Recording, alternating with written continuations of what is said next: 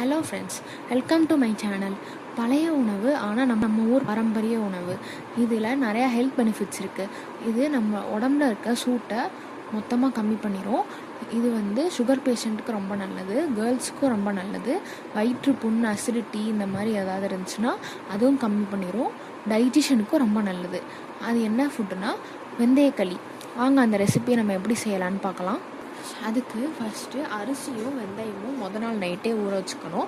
அரிசி ஒரு 1/4 கிலோ ஊற வைக்கிறீங்கன்னா வெந்தயம் ஒரு 100 ஊற வச்சா போதும். இது ரெண்டையும் நாள் நைட்டு ஊற வச்சுட்டு அடுத்த நாள் கிரைண்டரில் நல்லா ஆட்டிக்கோங்க. அரிசியும் வெந்தயத்தையும் தனியாக ஊற வச்சுக்கோங்க. தனியாக ஊற வச்சுட்டு அடுத்த நாள் ஆட்டும் போது ஒரு 10 நிமிஷம் ஃபஸ்ட்டு வெந்தயத்தை போட்டு ஆட்டிட்டு அதுக்கப்புறம் அரிசியை போட்டு ஆட்டினீங்கன்னா களி இன்னும் டேஸ்ட்டாக இருக்கும்.